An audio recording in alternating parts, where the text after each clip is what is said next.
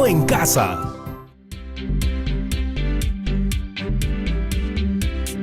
Hola chicas y chicos de segundo de secundaria. Bienvenidos y bienvenidas a un nuevo programa de Ciencias Sociales aquí en Aprendo en Casa. Hoy va a ser un día muy emocionante. ¿A que no adivinan qué aprenderemos hoy? Les doy unas pistas. Pachacútec, Machu Picchu, Quechua, Caminos de Piedra. ¿Les suena algún tema en particular? ¿Adivinaron? ¡Exacto! Hoy vamos a descubrir sobre la historia del Tahuantinsuyo. Algo que debes saber es que los investigadores no han encontrado un sistema de escritura incaico. ¿Puedes imaginarte cómo han hecho para obtener información sobre el Tahuantinsuyo? Para eso existen diversas fuentes y las descubriremos en este programa. Pon mucha atención que este programa promete, así que pásale la voz a toda tu familia que seguro también aprenderán muchísimo. Ahora sí, es hora de reconstruir nuestro pasado.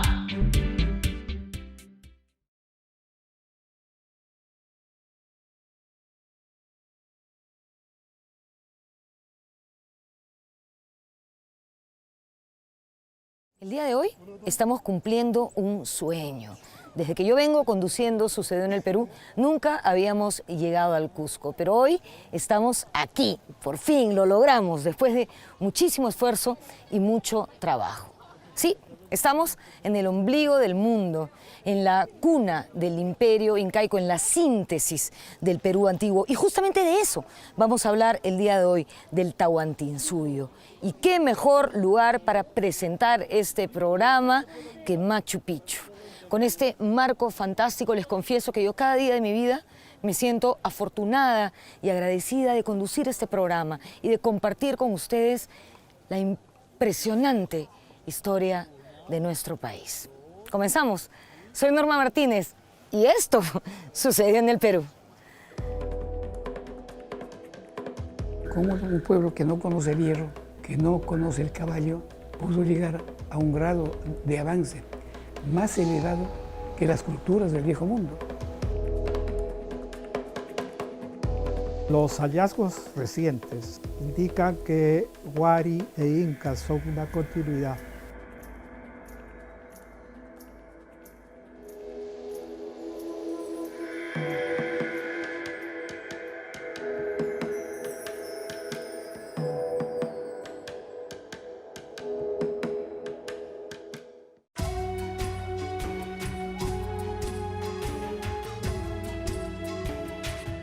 Los incas llegaron a la región del Cusco en el siglo XII, pero fue recién en el siglo XV, durante los gobiernos de Pachacútec y Túpac Yupanqui, que se formó el Imperio Inca, cuyos orígenes se pierden en tiempos legendarios.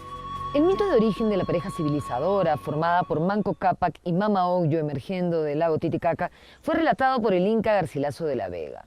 Para la etnohistoriadora María Rostorowski es preferible buscar versiones más andinas del relato fundacional del imperio incaico. En la leyenda de los hermanos Ayar, Ayar Manco es Manco Cápac, uno de los principales protagonistas de esa historia.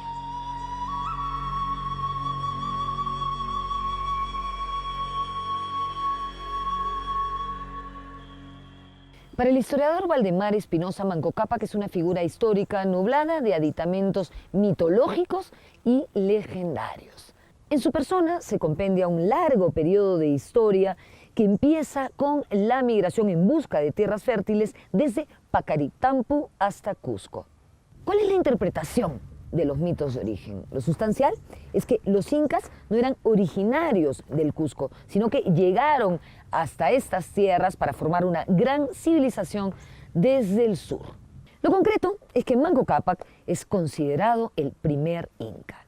Estamos en los vestigios del Palacio de Colcampata, en las faldas de Sacsayhuamán. Según la leyenda, este fue el Palacio de Manco Cápac.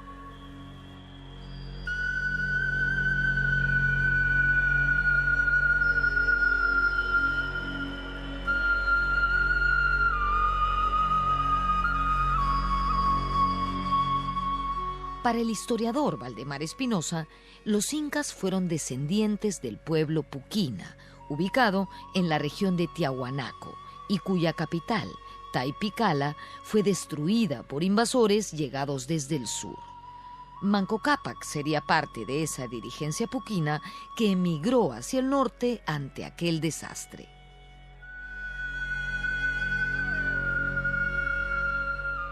Y buscando tierras de cultivo porque probablemente había ahí problemas, ¿no? La propia arqueología va mostrando que estos mitos tienen razón de ser.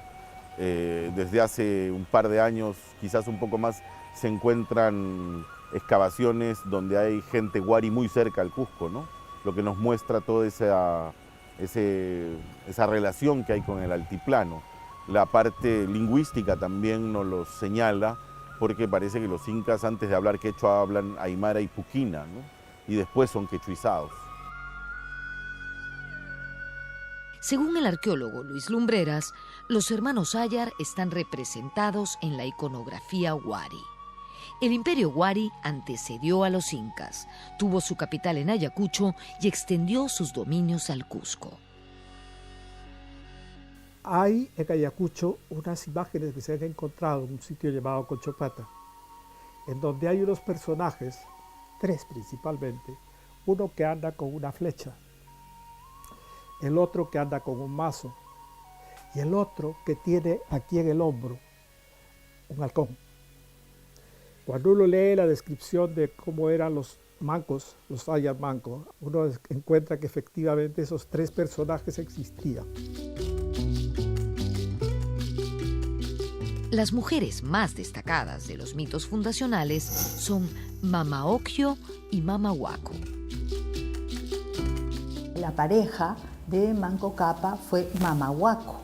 Mama Huaco, que era una mujer muy poderosa. Tanto Huamampoma, Betanzos, Murú hablan de que era una mujer bastante de mucho poder. Incluso parece que hasta con poderes taumatúrgicos, porque decían ella habla con los cerros, tiene mucho poder.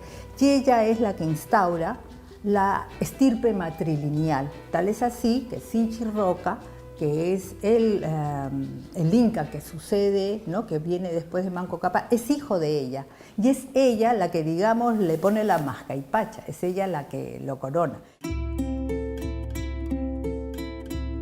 Según Huamampoma, además de pareja, Mama Huaco fue madre de Manco Cápac. Para María Rostorovsky, Mama Huaco es el prototipo de mujer guerrera, en oposición de Mama Ocllo, la segunda pareja de Manco Cápac, que representa a la mujer hogareña y sumisa. Maritza Villavicencio descarta la idea de los 2 prototipos femeninos y plantea que Mama Ocllo habría sido esposa de Tupac Yupanqui y originaria de Chincha. Aunque, según otros, podría tratarse de un caso de homonimia con el personaje de la leyenda. No en mi versión, sino en la versión de Huamampoma de Ayala, de Martín de Murúa, Betanzos y otros más, es que Mama Ocllo fue la esposa de Tupac Yupanqui, o sea, fue la coya que gobernó con Tupac Yupanqui. Ella fue la madre de Huayna Cápac, el antepenúltimo inca. Entonces comprenderás que hay una distancia generacional, que Mama Ocllo no pudo estar en la fundación en el inicio, ella estuvo después.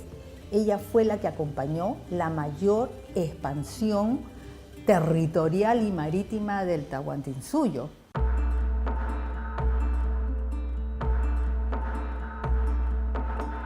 Los incas fueron solo un señorío por mucho tiempo, hasta que en el siglo XV se convirtieron en el poderoso imperio que conocemos, el Tahuantinsuyo, cuyas fronteras iban desde los Pastos en Colombia hasta el río Maule en Chile, abarcando gran parte de los actuales territorios de Perú, Bolivia y Ecuador, y parte de Argentina. Este enorme estado, que tenía como columna vertebral a la cordillera de los Andes, abarcaba más de un centenar de etnias. Esta expansión se produjo luego de vencer a los chancas, un pueblo guerrero proveniente de Apurímac y Ayacucho. Los incas establecieron el quechua o runa simi como lengua única para consolidar sus dominios.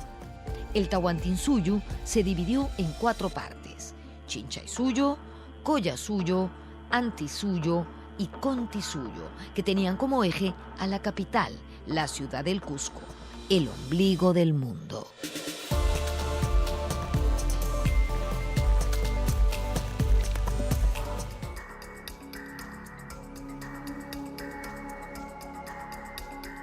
El Inca era considerado hijo del sol y por eso era sagrado. Llevaba una borla llamada mascapaicha y venandas y vestía con ropa finísima. El soberano estaba en la cima de la nobleza, es decir, de la élite cusqueña, que estaba formada por dos grupos. La nobleza de sangre, conformada por las panacas reales, es decir, toda la familia real, y la nobleza de privilegio, conformada por personas premiadas por el Inca debido a sus valiosos servicios prestados al Estado.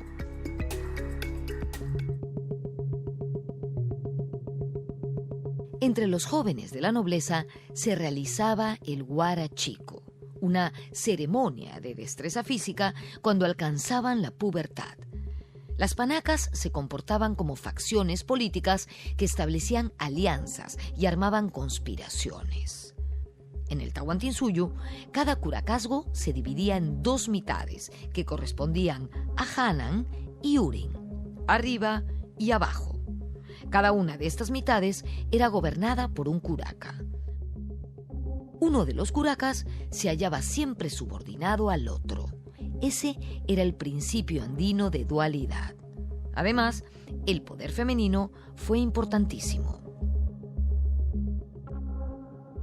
Las collas no eran unas mujeres sometidas al Inca. El Inca no tenía un poder omnímodo o de gran emperador como se quiere o como se ha querido hacer creer a través de la historiografía peruana. No, el papel, el rol de la colla era tan importante como el rol del Inca. Y después vienen las iñacas, esas mujeres que son representantes de las diferentes regiones y localidades, pero en el centro mismo del poder, en el Cusco. Por eso, Ciudema dice que las iñacas eran las que organizaban todo aquel calendario agrícola, todo el calendario de producción y el calendario ritual.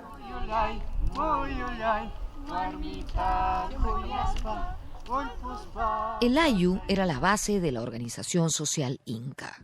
Se trataba de un grupo compuesto por una familia extendida, unida por lazos de parentesco y reciprocidad. Los Ayus tenían una misma autoridad, llamada curaca, y procedían de un mismo lugar de origen. Los pobladores comunes eran llamados Hatunruna y eran la fuerza productiva del imperio. Agricultores, pescadores, constructores y artesanos. Hatunruna significa hombre grande, es decir, en edad de casarse y trabajar. Se dice mucho, por ejemplo, de la poligamia de los incas, y esta es verdad, pero a nivel de la élite, a nivel del pueblo no se ha demostrado esto, y más bien la vida adulta empezaba con el matrimonio. Una persona empezaba a tener obligaciones con el Estado, lo que hoy día podríamos ser parte de la población económicamente activa, cuando se casaba, tanto los hombres como las mujeres. Entonces, a partir de ese momento donde se inicia la construcción social de una economía de colaboración que tiene en el Ayu a su más grande representación familiar, ¿no? Los Hatunrunas podían ser mitimaes, yanaconas o piñas. Los mitimaes o mitmac eran enviados a otras regiones para cumplir tareas estatales. Ellos no perdían los vínculos con sus ayllus, a diferencia de los yanaconas, que eran servidores del Estado y del dios Sol. Los piña eran los prisioneros de guerra y los últimos en la escala social del imperio. Las agyas eran las mujeres escogidas. Eran reclutadas por el Estado y perdían sus vínculos con sus ayllus de origen.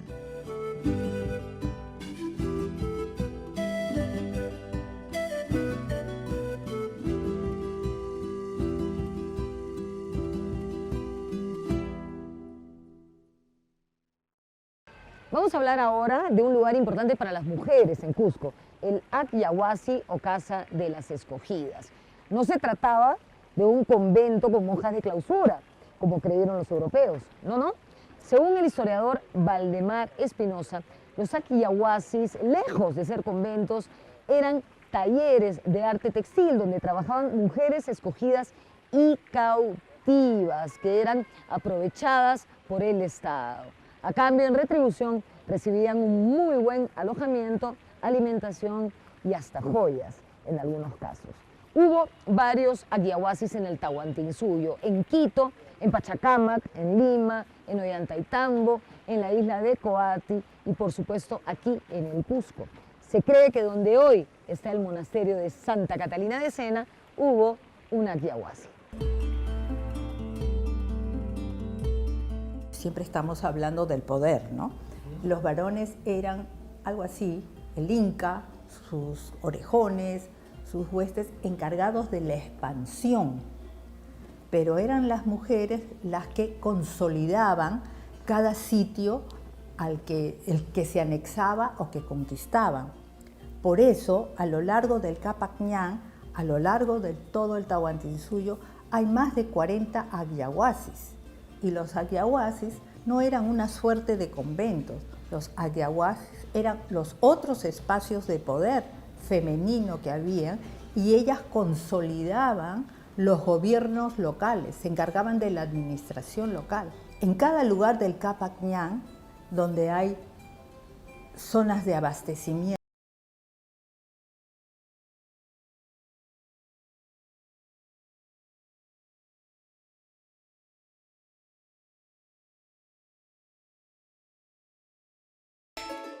La población del Tahuantinsuyo vivía en el campo. Los centros urbanos eran sobre todo para los burócratas. Recordemos que las comunidades prehispánicas solían moverse de acuerdo a las condiciones geográficas para así poder realizar sus actividades agrícolas. En un espacio como los Andes, en una geografía como los Andes, que es tan difícil, tan hostil, ¿no? Era muy conveniente tener tierras, digamos, en la costa, hacer uso de espacios en la costa, en el Valle Medio, en las zonas cálidas, en las zonas altas, en las zonas de pasturas.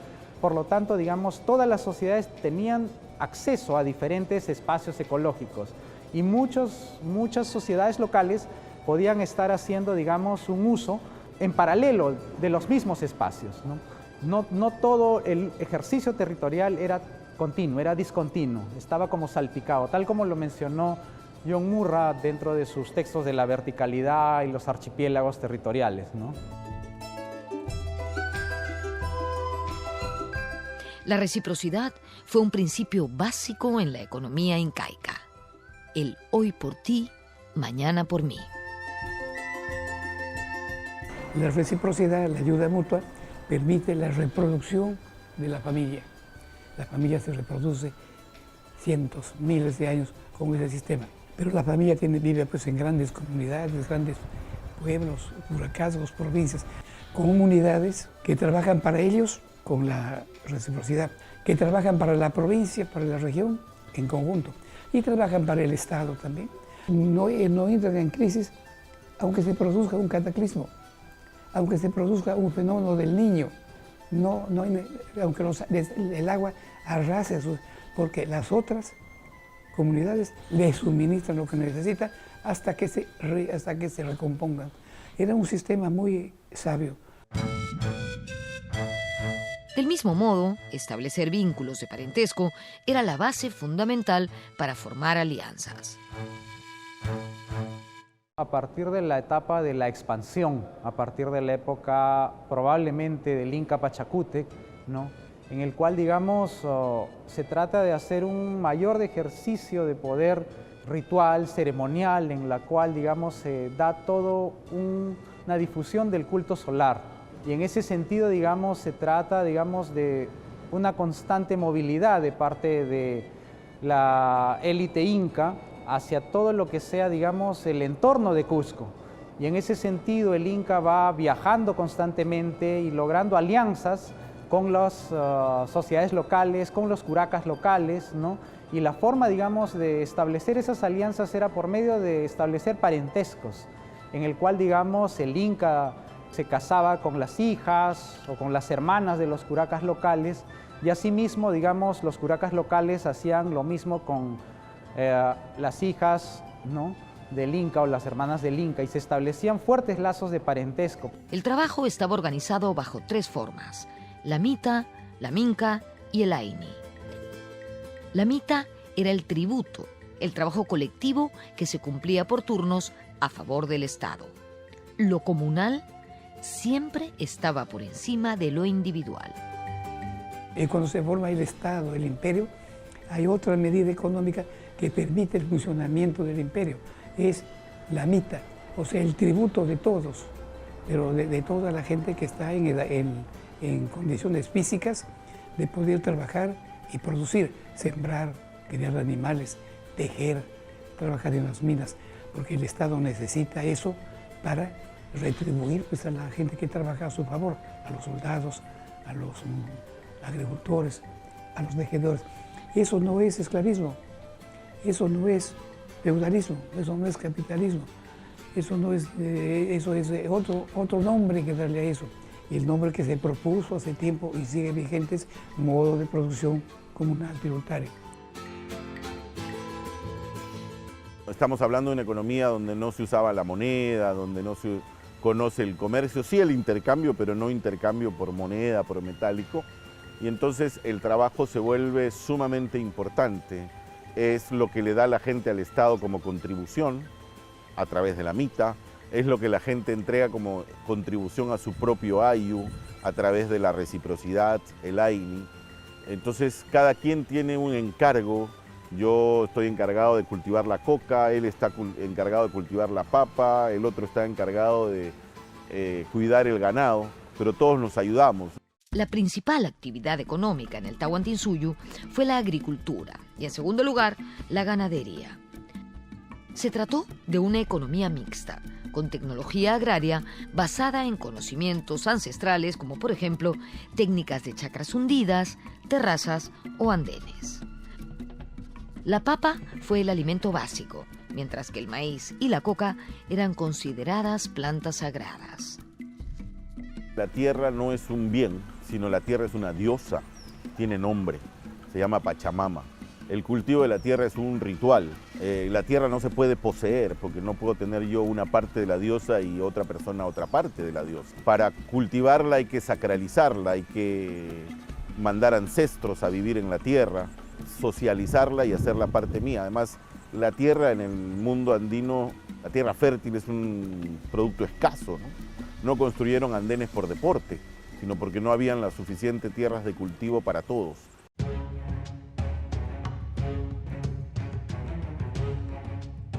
Cusco y los otros centros administrativos alojaban a una creciente burocracia estatal.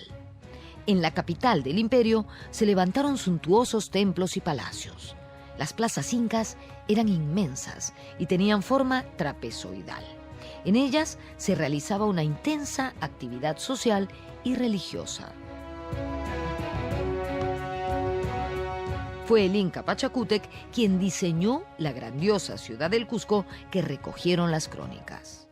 Entre los principales funcionarios del Estado Inca estaba el inspector o veedor, el Tucuy-Ricuy, también conocido como el que todo lo ve, o los ojos y oídos del Inca.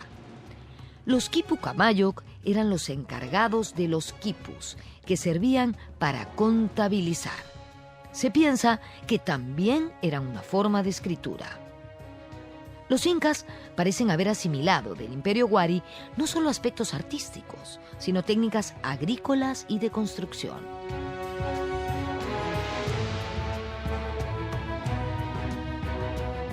Casi todas las cosas que Pachacuti, Tupac Inca Yupanqui y los demás incas construyeron son de alguna manera continuación de las que ya existían en la época Wari.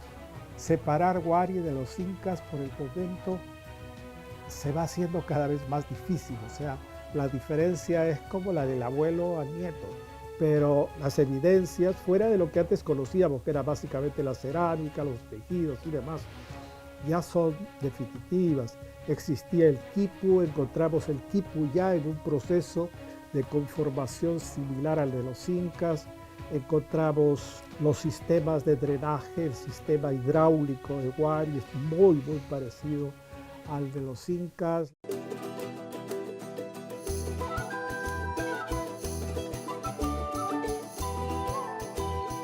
A pesar de la difícil geografía, El Tahuantinsuyo estaba interconectado por una espléndida red de caminos, que estaba acompañada de puentes, tambos y depósitos. El sistema de caminos es antiquísimo. Eso, los orígenes sin duda están en la época de Chavín, normativa, perfeccionados en la época clásica de Moche, de Nazca, de Cajamarca, de Recuay, de Lima, más perfeccionados en la época de Tiahuanaco y del Imperio Huari. Ellos eran ya capañanes en la época de Huari y Tiahuanaco. Y los incas lo que hicieron fue reabrir los caminos, rehabilitar los caminos, limpiar los caminos. El camino Huari, el llamado Guariñán, es casi el mismo que el de los incas. O sea, los incas no se inventaron ese camino, ¿cierto? Era una manera de organizar el espacio territorial del Tahuantinsuyo, el viejo Tahuantinsuyo Huari, que era mucho más pequeño, que fue consolidándose. El Capaquián es una suma de esfuerzos de toda la población andina. Hay caminos pre-incas, digamos, desde el Ecuador hasta la Argentina, de distinto tipo. El trabajo de los incas fue organizarlo todo eso políticamente, de tal manera que fuese el Cusco el centro de un sistema de distribución. Entre las divinidades principales del Tahuantinsuyo tenemos al Sol, a Huiracocha, a Pachacámac y a la Quilla o Luna.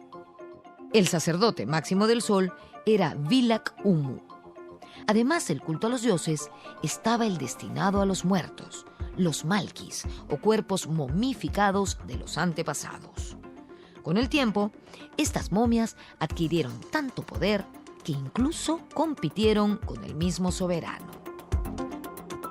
Hay una frase muy dramática que presenta Pedro Pizarro y que se le atribuye a Huáscar, que dice que ya está harto de que este mundo sea gobernado por los muertos y quiere enterrar y matar a los muertos para que el Tahuantinsuyo sea de los vivos.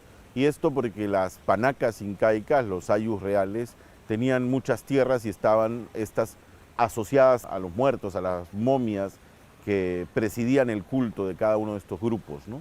Entonces Huáscar quería de alguna forma reordenar eso y dándole ese poder al inca gobernante y no a los grupos de poder que siempre estaban ahí en constante lucha.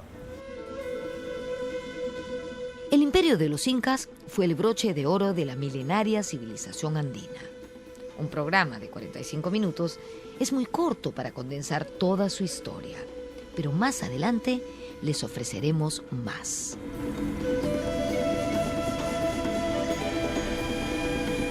Lo que sí nos queda claro con este programa es que el Tahuantinsuyo es, sin duda, la edad de oro del Perú, el momento clave de la historia de nuestro país.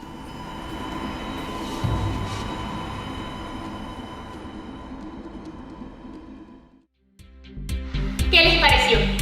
Yo me quedé con ganas de saber mucho más, pero creo que hoy no será posible porque ya estamos llegando al final. Ah, pero no se olviden del reto del día. Toma lápiz y papel. ¿Listos y listos? Pues muy bien, ahí va la misión de hoy. ¿Recuerdas que varios historiadores compartieron diferentes versiones sobre algunos aspectos de Tahuantinsuyo? Como por ejemplo, el origen de los incas o de Mama Ocllo. Lo que te toca hacer es un cuadro donde pongas las distintas versiones y en qué varía cada una. Finalmente, vas a escribir un texto donde sustentes tu posición respecto a si el Tahuantinsuyo puede considerarse la edad de oro de nuestro país. No olvides escribir tu posición y guardar todo lo aprendido en tu portafolio. ¡Nos vemos!